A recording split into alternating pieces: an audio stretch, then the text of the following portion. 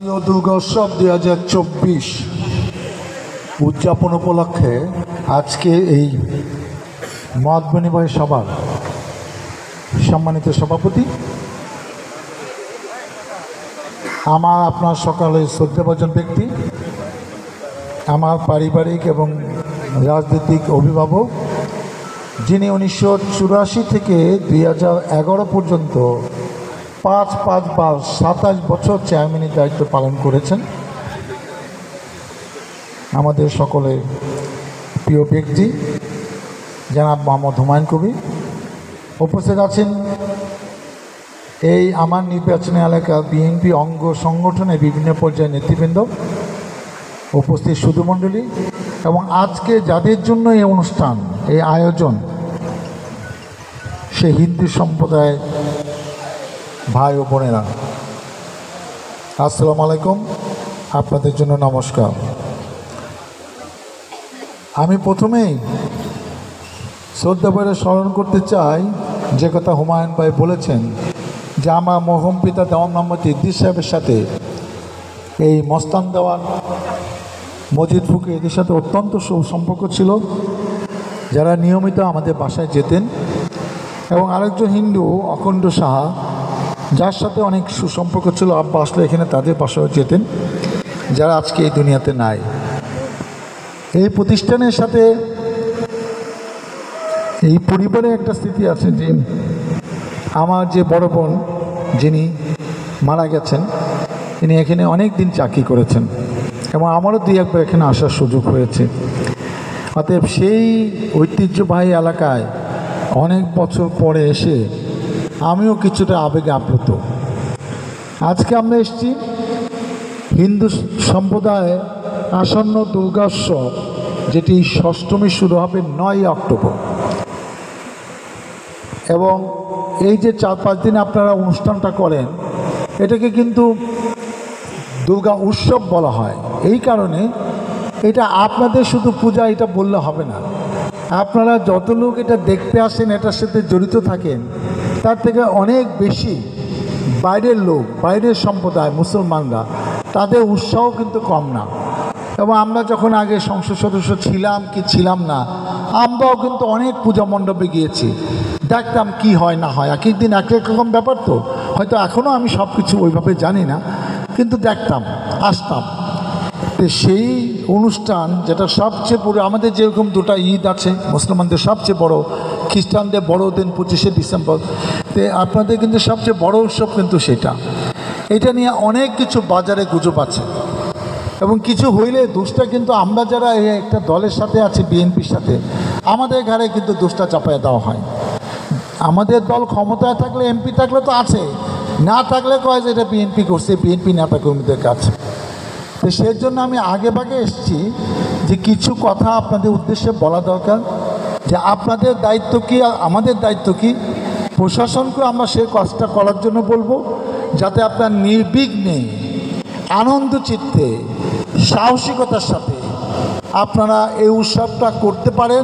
কেউ যেন ভুল না বুঝে যে আসলে এইবারে উৎসবটা কি গতবারের মতো আমরা বড় করে করব না কোনো মতে করে দায়িত্ব শেষ করব, এই ভুল বোঝাবুঝি যেন আপনাদের না হয়, সেজন্য আগে ভাগে আসছে। এবং আজকে এটি প্রথম সভা, পরশু দিন আছে পাতিলিয়াতে ইউনিয়নে, আর আরেক দিন আছে আমাদের ইউনিয়নে। আমরা বিভিন্ন ইউনিয়নে কিন্তু এই মত বিনিময় সভাগুলো করব আপনাদের সাহস দেওয়ার জন্য, আমাদের দায়িত্ব কী সেটা আপনাদের স্পষ্ট করার জন্য, যাতে আপনারা আশ্বস্ত হন, মনে ফুর্তি নিয়ে, আনন্দ চিত্তে, সাহস নিয়ে আপনাদের এই উদযাপনটা আপনারা করতে পারেন। আমি ইতিমধ্যে প্রশাসনের সাথে কথা বলেছি, আপনাদের বিভিন্ন পূজা মণ্ডপে কমিটি আছে, এদের কিন্তু যে কোনো দিন ইউনিসেফ আইন শৃঙ্খলা একটা মিটিং ডাকবে, হয়তো আমি আশা করছি এ মাসের শেষের দিকে হতে পারে। এবং তার আগে আমরা যেটা ওসির সাথে কথা বলেছি, প্রত্যেক ইউনিয়নে একজন করে পুলিশ অফিসার, এসআই কিংবা এএসআই দায়িত্বপ্রাপ্ত থাকবে, তাদের নাম্বার পূজা মণ্ডপের যে কমিটি আছে তাদের কাছে দেওয়া হবে। কোনো সমস্যা হলে আপনার সেখানে ফোন করলে সে সাথে সাথে হাজির হবে। আর আমরা দলীয়ভাবে যে কথা হুমায়ুন ভাই বলছেন, যেটা কমিটি করে দিবেন, তারা কিন্তু এটা পাহারা দিবে। পাহারা বিভিন্ন রকম আছে, লাগলে রাত জেগেও পাহারা দিবে। যাতে আপনারা বুঝতে পারেন যে না এখানে আছে, কোনো কিছু হবে না, এবং সেই দায়িত্ব, সেই নেতা হিসেবে সেই আশ্বাসের কথা আপনাদের শোনানোর জন্য আজকে কিন্তু আমাদের এই মনোবিনবন। আমার বিশ্বাস যে এখনও কিন্তু একটা নির্বাচন হবে। আমরা এমন কিছু করতে চাই, রাজনীতি একটা প্যাটার্ন হয়ে গেছে। ওই যে এমপি আসলে এমপি নামে অনেক স্লোগান হবে, এমপির নামটা 2 মিনিট পর্যন্ত বলতে হবে কি কি কি জিনিস করছে, তারপরে উনি বক্তৃতা দিবেন। এগুলা জনগণ শুনতে চায় না। বৃক্ষ তোমার নাম কি, ফলে পরিচয়। আপনি কম কথা বলবেন, কাজ করবেন বেশি, জনগণ বুঝবে উনি কাজের লোক, উনি বেশি কথা কইতে পারে না। এরকম এমপি, এরকম জনপ্রতিনিধি, এরকম মানুষ এখন সমাজের জন্য দরকার। কথা কম বলবে, কাজ বেশি করবে, যেটা জনগণের কল্যাণ হবে। আমরা সুন্দর সুন্দর কথা বলি, কিন্তু কাজ আমরা সুন্দর সুন্দর অনেকেই করতে পারি নাই, এবং যারা পারেন নাই তাদের পরিণতি আপনারা জানেন। আজকে আমি রাজনীতির কথা বলার জন্য আসি নাই, সেজন্য আমি আর রাজনীতির কথা বলবো না। সব দিবালোকতের মতো স্পষ্ট, আপনারা সবাই টেলিভিশনের পর্দায়, পত্রপত্রিকায় দেখেছেন কি প্রেক্ষাপটে আজকে দেশ এই পর্যায়ে এসছে। অতএব আমি নিশ্চিন্তে বললাম, এবং আমাকে যে দাওয়াত দেওয়া হয়েছে যে অষ্টমীর দিন আসবে, আমি তাদের বলবো আপনারা যখন বলবেন যে সকালে আসেন, সকালেই আসবো। যদি বলেন বিকালে আসেন, বিকালে আসবো। এইটা আগে ঠিক করে তারপর অন্য জায়গায় যাব। অষ্টমী, নবমী, দশমী আমরা পুরো সাভার থানায় বিভিন্ন জায়গায় যাব। যেহেতু আজকে আপনাদের প্রথম আসছি, আপনাদের টাইমটা ঠিক করে তারপর অন্য জায়গায় আমরা টাইম দেবো। আমরা সব জায়গায় আসতে চাই, সবাই বুঝুক যে আমরা দায়িত্ব নিয়ে কাজ করছি, এবং আপনারা যাতে নিরাপত্তার কোনো সমস্যা না হয় সেইটা আমরা দেখব। আপনারা অনেকে জানেন কি জানেন না, যে আমার পিতা মরম দেওয়ান মোহাম্মদ ইদ্রিস সাহেব, উনি 64-এ একটা রায়ট হয়েছিলেন সেই অত্র এলাকায়, যখন উনি চেয়ারম্যান, কেন উনি প্রথম চেয়ারম্যান হয়েছে 1943-তে, এবং চেয়ারম্যান ছিলেন 88 সাল পর্যন্ত, 45 বছর একটানা, প্রথমে 80 পরে ইয়ারপর। সেই সময় এই দেওয়ানির দেশ আমার বাবার জন্যই রায়ট কিন্তু সাভারে আসলে সুবিধা করতে পারে নাই। এই টঙ্গী থেকে শ্রমিকরা আসছিল এই ইয়ারপরে হিন্দু সম্প্রদায়ের উপর হামলা করার জন্য।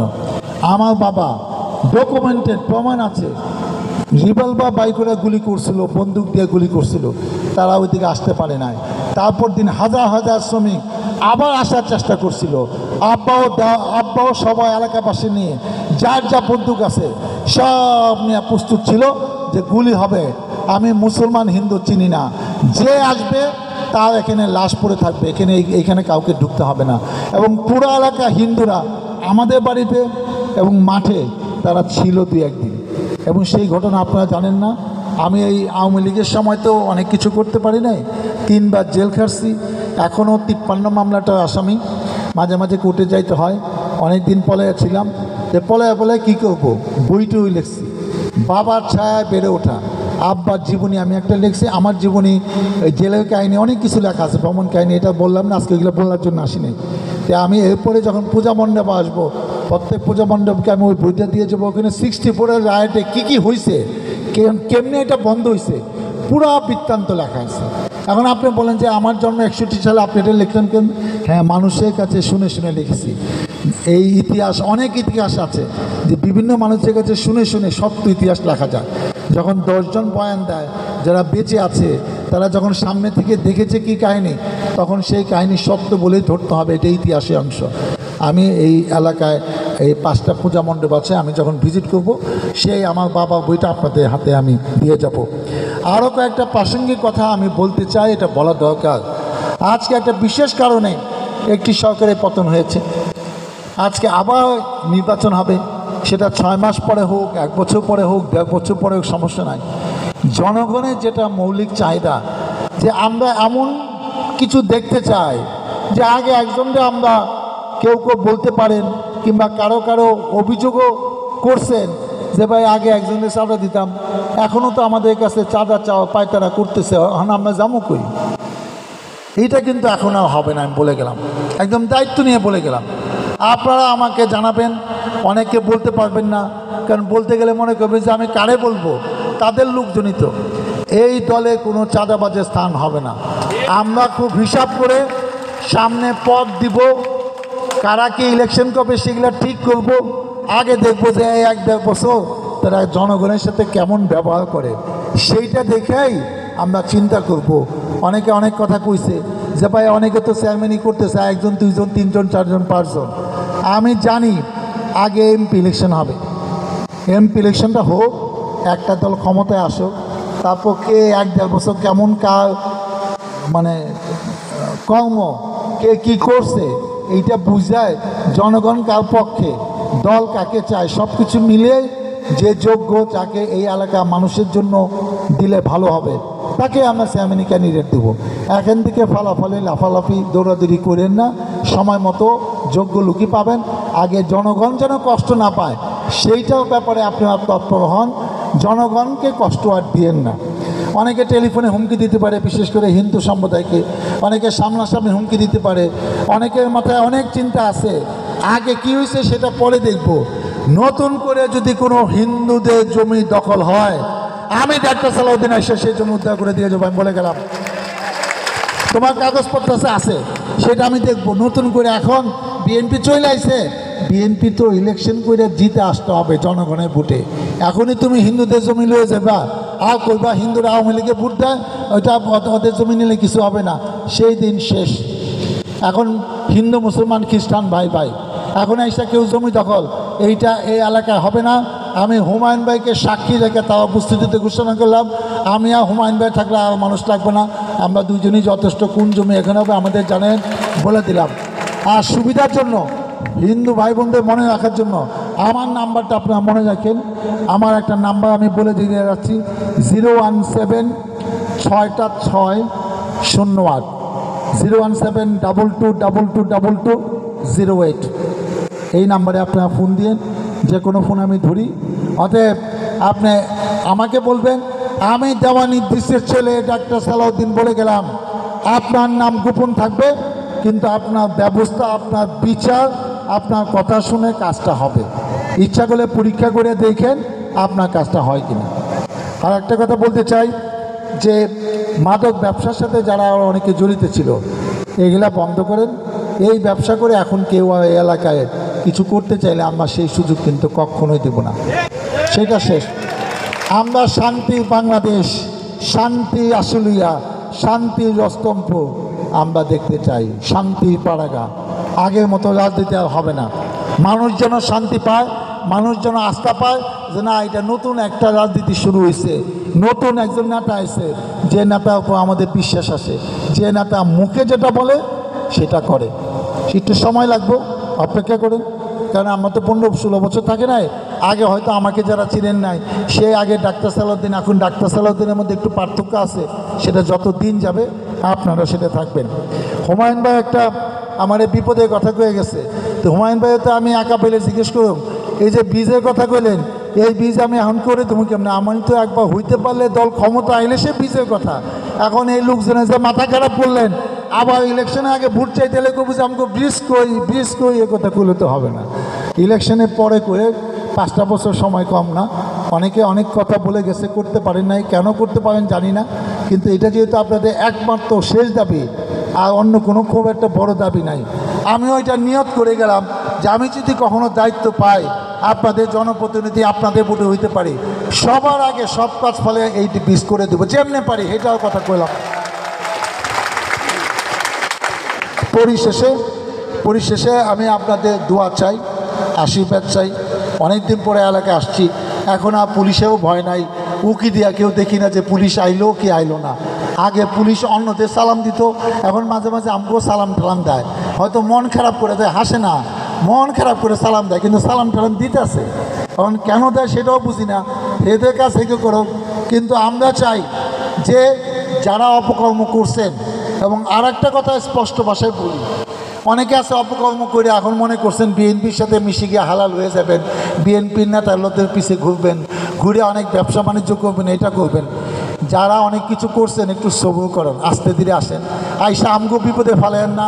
আমাদের কর্মীগুলো অনেক কিছু এখনও বুঝে না, তাকেও মাথাটা খারাপ করে আবার নতুন করে একটা এমন কিছু করেন না যে তাকেও খারাপ বানায়, এলাকাটা খারাপ বানায় ফেলেন। আপনারা খেয়াল রাখেন, আমি বিএনপি নেতৃস্থানীয় ব্যক্তিবর্গকে বলছি যে ভাই, যারা অনেক বদনাম করছে, যাদের জনগণ দেখতে পারে না, তাদের ভেতরে সতর্ক থাকেন। এই বদনামটা আপনারাও নিয়েন না, আমাদের ঘরেও বদনামটা দিয়েন না।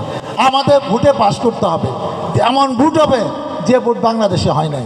এই দিনের ভোট যাতে সেই নির্বাচন কিন্তু হবে না, আপনারা অপেক্ষা করেন। আমি বিশ্বাস করি 2বার জনগণের ভোটে এমপি হয়েছি, আবারও আপনাদের ভোট নেয় এই এলাকার জনগণের ভোট নেয় জনপ্রতিনিধি হয়ে আপনাদের পাশে থাকতে পারি, আপনাদের সাথে থাকতে পারি, এটাই আমার প্রত্যাশা।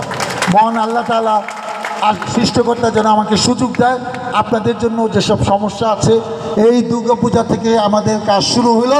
আপনাদের সমস্ত বিপদে আপদে আপনাদের পাশে, আপনাদের কল্যাণে আপনাদের পাশে থাকবো, এই আশা ব্যক্ত করে আমি আমার বক্তব্য শেষ করছি। আল্লাহ হাফেজ। বাংলাদেশ জিন্দাবাদ। একটু বসেন বসেন।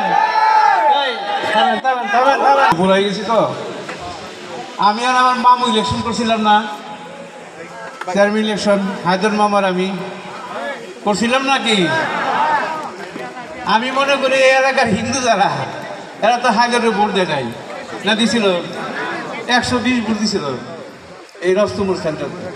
তাহলে আমরা যারা হিন্দু, আপনারা আছেন হিন্দু সম্প্রদায় বা মুসলমান সম্প্রদায়, এই রস্তমপুর এই জায়গার মানুষ আমরা বিএনপি ভাবা পারি না। আপনি কখনো বিএনপি ভাবা পারি না, কারণ আপনারা তো হায়দরের ভোট দেন নাই। তো আরেকটা কথা বাকি রয়েছে, আমার ভুলে রেখেছি। জন কিনা মুক্তিযুদ্ধ আরম্ভ হইল, ধান কাটবার দেয় না, পাবলিকের ধান কাটবার দেয় না, কাটবার গেলে গুলি করে। যারা মুরব্বিয়ানা আছে তারা সব কি পাড়া বাবুর জমা হয়েছিলেন, দেওয়া নিধি সবাই ছিল। আই আপনি ও কি বসা দিছিল, আমার যদি জীবনও জায়গা আমি কালকা ক্যান্টনমেন্ট যাব। সে কিন্তু ক্যান্টনমেন্ট গেছিল, ক্যান্টনমেন্ট যাওয়ার পরে ওই যে অফিসারের দায়িত্বে সে কইছে আরে শুট করো, আরে মাইরা ফেলাও। তখন উনি কইছিল যে স্যার আমারে 5টা মিনিট সময় দেন, মারে না মারা আপনি দিন, আমি একটু উজু করুন আর আল্লাহর কাছে একটু দোয়া করুন। সে উজু করে যখন চেয়ারে বই এবার দোয়া করতেছিল, সে দোয়াই বলছিল যে তার মুখটা আমার শোনা, যে আমি আল্লাহ তুমি আমারে শক্তি দাও, আমার তো একটু পরে মৃত্যু করবো, কিন্তু কিয়ামতের মাঠে এই অফিসাররা আমার সামনে ছিল। আমি দূরের মধ্যে দইরা চিকিৎসা জিগামো যে কিরে সারা বাচ্চা তুই আমার দুনিয়ায় মারছিলি, আমার দিক কি বলছিলি।